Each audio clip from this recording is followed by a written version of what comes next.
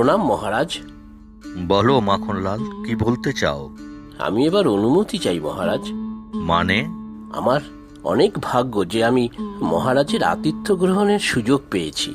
এবার আমি বাড়ি ফিরতে চাই মহারাজ। তোমার এখানে কি কোনো অসুবিধা হচ্ছে? না না মহারাজ, এ আপনি কি বলছেন? আপনার সহচর্য পাওয়া যে আমার পরম প্রাপ্তি।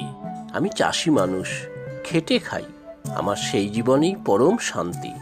তুমি কি বংশীলালকেও নিয়ে যেতে চাও নাকি?